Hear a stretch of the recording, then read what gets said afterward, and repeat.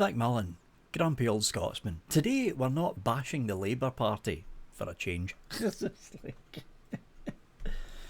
Instead, I thought to myself, well, hold on a minute, Vic. I mean, we could be in a worse position. We could be French. Now, before all the French people start going, come on, if you're in France, you've got to admit, you lot are taking the absolute biscuit when it comes to collapsing political infrastructure. So for the people outside France, that, for the people that don't pay much attention to the news, if you think the UK's in a bad position, try being in France. Try being in France. The current republic, which is the Fifth Republic of France, which was set up by Charles de Gaulle in the late 60s, mid to late 60s, was set up in a way which essentially set up the president as a monarch. So if the president had an overall clear majority, political majority, that president could essentially do whatever the hell they wanted to do. Sort of a cross between a monarch and an emperor. Essentially, that's what we're looking at. But over the past year and a half, President Macron, President Macron, right, I'm not even going to attempt a French accent, it's not going to happen. But President Macron has been facing more and more and more political crises, culminating in strike after strike after strike. France is in the position that we're probably going to end up being in about 2.5 years' time if the Labour Party don't step down. Let's take a look and see what's actually going on over in France, shall we, to see how bad things really are. This is from Politico. What's really wrong with French politics? Well, everything, apparently. Beyond Emmanuel Macron's political problems, a hyper-presidential system of government is to blame for the unfolding catastrophe. When Charles de Gaulle created France's Fifth Republic, oh right, it was the late 50s, wasn't the 60s, France's Fifth Republic in 1958, the main priority was to establish a political system that ensured total stability. Well, there's your first problem right there, Mr. de Gaulle. There's no such thing as total stability. It can't be done. Can't be done. As if to prove the point, de Gaulle was the first of only 8 presidents in the 67 years since, and the new structure gave him powers on par with those of a monarch. So yeah, that's essentially, if you look at the political structure, the actual political structure of France, US presidents would give their hind teeth to have the same kind of powers as the French president. Because if you think about it, even though you've got Donald Trump scribbling down his name on loads and loads and loads of executive orders, the court system and the way that the political system is set up, a lot of those executive orders can basically be rescinded by the judicial state of the United States. Over in France, no. Non, as the French say. If Emmanuel Macron had a clear majority, politically wise, he could basically do any damn thing he wants. It's essentially what it comes down to. But the cracks are beginning to show now, with a beleaguered Emmanuel Macron overseeing the resignation of a Prime Minister after just 26 days in on. Now, we all look at Liz Truss and laugh at her, but this Prime Minister, 26 days in office, and he resigned. That's less than a month. He lasted about 3/4 of the time that Liz Truss, because I think Liz Truss was in office for 40 days, 41 days. This Prime Minister only lasted 26 days, and he had to resign. France looks anything but stable. De Gaulle's creation is being tested to the breaking point. Looking at the dumpster fire of fresh politics over the past, and it is a dumpster fire. If you dig into it, it's an absolute train wreck over there right now. Looking at the dumpster fire of French politics over the past few months, it's tempting to pile most of the blame at the feet of President Macron. After all, it was his decision to dissolve the National Assembly and call a parliamentary election last year, triggering the crisis that so far claimed 5 prime ministers and could well claim a 6th before the year is out. And here's the issue right here. See what it says here? Dissolve the National Assembly. That's France's problem in a nutshell. Because what France has essentially done, and this is mostly down to Charles de Gaulle, right? What de Gaulle essentially done is combine the powers of a president, like the United States, with the powers of a monarch, like over here in the UK.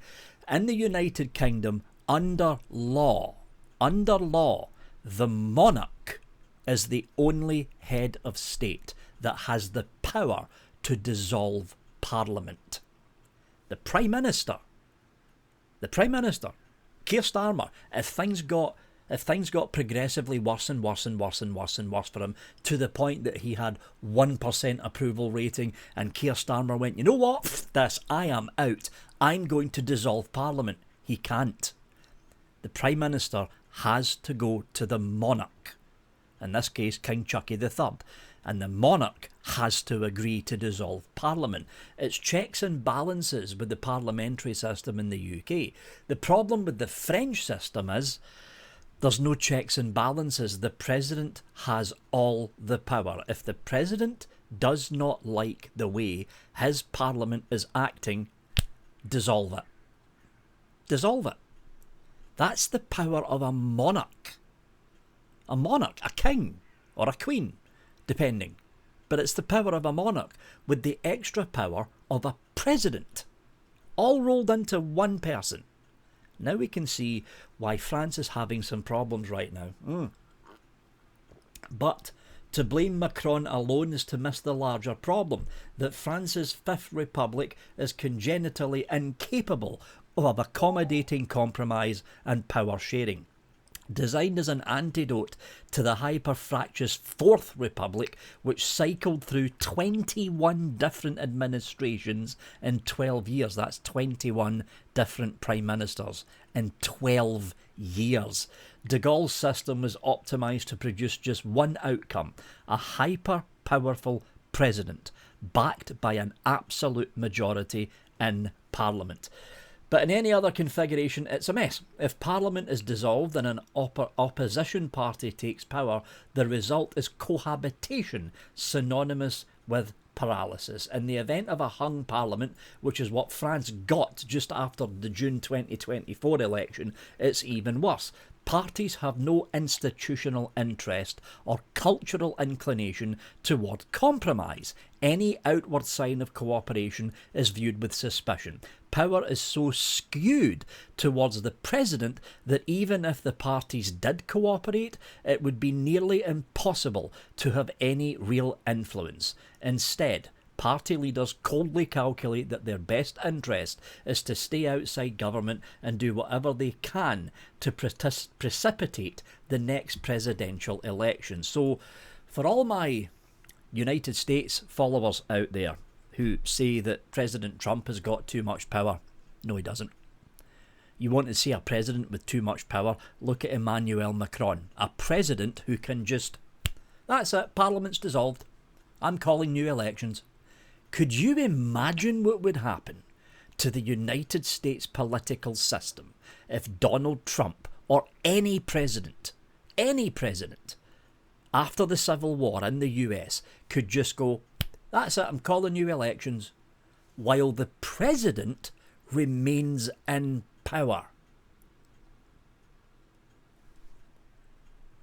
House of Representatives, new elections. The Senate, new elections. But the president remains in power, and the president can just go, I don't like this political system, call another election. Because that's the kind of power that Emmanuel Macron and every single French president has had since the late 50s when Charles de Gaulle brought in the French Fifth Republic. And this is the reason why, yes, the parliamentary system in the UK has its major problems, basically being first past the post voting system, which is why any party, most parties, most of the time in the UK, have an outright majority. There is no such thing, or it's not as if there's no such thing. That it's very rare in the UK to have a coalition government. The coalition government between David Cameron, the Conservatives, and Nick Clegg, the Liberal Democrats, during David Cameron's first term in office was a rarity. Because normally, with a first past the post system, which is what we've got here in the UK, it's one overall ruling party.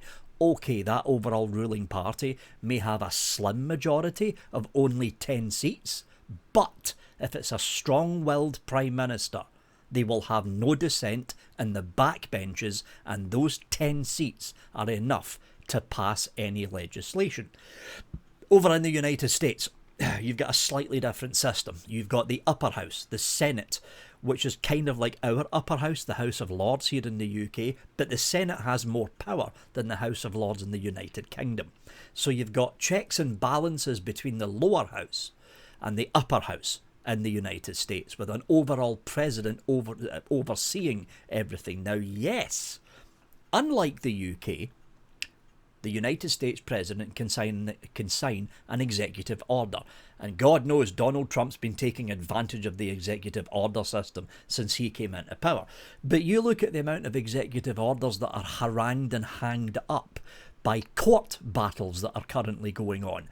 So yes, Donald Trump has a lot more power than the Prime Minister of the United Kingdom, but he is not an all-powerful king. There's these no king protests going on over in the United States right now, where far left wingnut lunatics in the Democrat Party are thinking that Donald Trump's become a king. You want to see a president with real power? Look at France. Because Donald Trump can't turn round and go, I don't like the Senate, call new elections. Macron can do that, and he's done it several times since he's became president. I don't like this political system, call a new election.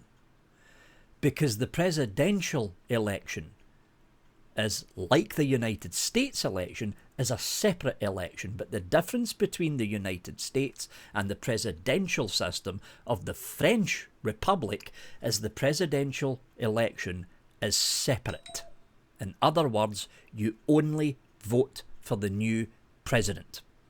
You don't vote for the party, you vote for the president. And the president is installed essentially as the next reigning monarch. And then the president, I'm calling an election. And that's when the general election actually takes place.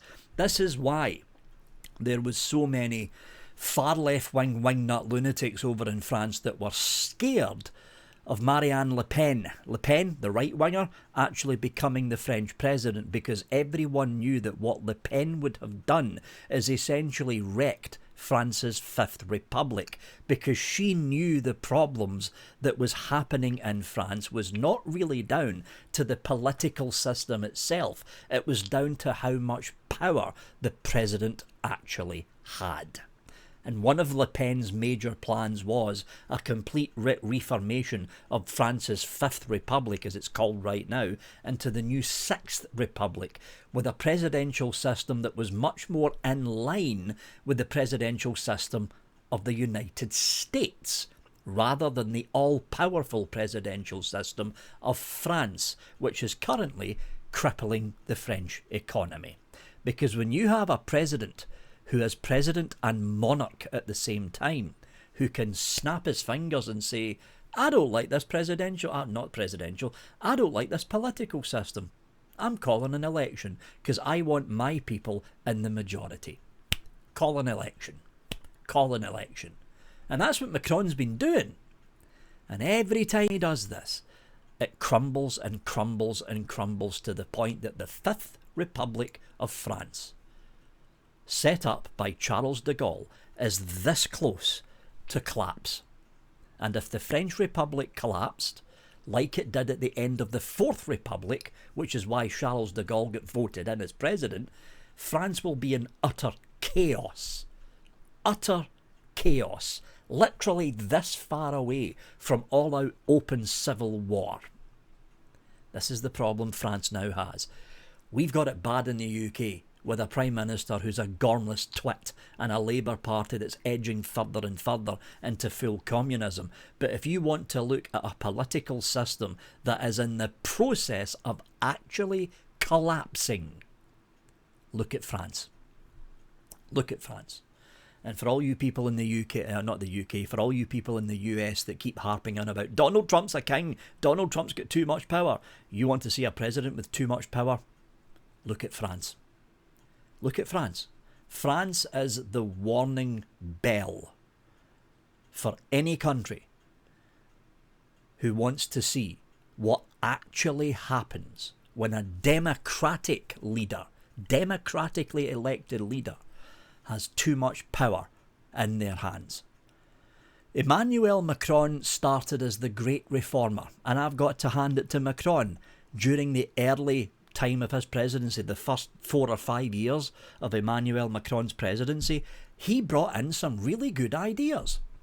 In the beginning, he helped the working class. In the beginning, he helped build up business for the French economy. In the beginning, he was all about the people. And then he kept getting voted in over and over and over again. And because Emmanuel Macron was relying on the left-wing vote, the mistake that Macron started to do was basically take everyone else's money. The problem with Macron was when he started to run out of other rich people's money, which is what always happens in a socialist regime, which is what was happening in France. When you run out of rich people's money, who do you take the money from next? The working class. More especially, the middle class. This is why there's been strikes over and over and over again in France, because Emmanuel Macron was pushing through legislation to basically bolster the pension fund of France, which is on the verge of bankruptcy. He couldn't take the money from the rich because the rich, like the UK rich, are fleeing the country. France is round about third place for the amount of millionaires that are leaving the country. The top place is China. Over the past year, there has been tens of thousands of millionaires that have been fleeing China because of the new because of the new rules that have came in for tax levies on the rich over in communist China. Because guess what? Xi Jinping is running out of money as well. So who does he target? He targets the rich. The rich all leave. Second place is the UK. Something like 15,000 millionaires have fled the country over the past year and a half since Keir Starmer came into power. Third place is France. Because Macron started targeting all the millionaires. The millionaires all fled. He ran out of other people's rich money, and now he started targeting the middle class. By raising income tax for the middle class started to panic. Because it's never happened before. Even under Charles de Gaulle, when he was raising the tax levies, he made sure to never raise the middle class's tax by more than 2% in any parliamentary term. Because if you go over the 2%, the middle class start to notice. Strike after strike after strike after strike after strike. If there's one thing the French people are good at, it's voicing their opinion to a government legislation that they don't like. The UK, to be perfectly blunt, can actually take a few leaves out of the French people's books when it comes to how to strike, because the strike had basically ground France to a halt, and Emmanuel Macron was forced to wind back a lot of the legislation that he was putting in place to save the French pension system. And now we're at a stalemate. The new Prime Minister, who came in after that one who only served 25 days in office, the new Prime Minister is presiding over a political system in France that has literally ground to a halt. The President is essentially powerless because he called the snap election in 2024, hoping for a different outcome. The outcome he wanted didn't happen. And if he was to snap his fingers again, and call for another snap election, well, France will end up dipping into a civil war. That's what will happen. France will end up dipping into a civil war because now it's become blatantly obvious that the only reason Emmanuel Macron is snapping his fingers and calling for more elections is he doesn't like the people who are in power. That's what it comes down to. He just doesn't like the Prime Minister. So, always think to myself, even when I'm reading all these insane stories coming from the Labour Party in the UK, I always think to myself, well, you know, it could be worse. We could be French. But here's the problem, folks, for the people living in the UK. You look at the track record of what Emmanuel Macron has actually done. The last 5 years of Macron's presidency, especially the last year to 2 years of Macron's presidency, he was following the same track that Keir Starmer is following right now. And we're only maybe 4 years, maybe 3, I reckon 3 years. We're only probably 3 years behind the current political collapse that's happening in the French Republic right now. The problem with the UK is, even though we don't have a president that is all-powerful like a monarch, the people of the UK grin and bear it. That's the old saying in the UK. Grin and bear it. Things will get better. But here's the problem. I think we all know by now, things are not going to get better with this current Labour Party. And grinning and bearing it only works for so long when all of a sudden, snap, the silent majority rises up. And that's the one thing the UK's not all that good at. We're not. We just sit and grin and bear it. We should take a leaf out of the French people's books. General strike. General strike across the board. Shut the country down. Forcing the Labour Party to abandon Downing Street and essentially forcing the hand of King Charles III to dissolve the current Parliament. Because it needs to happen. It needs to happen. Anyway, just remember, folks, it could be worse. You could be French.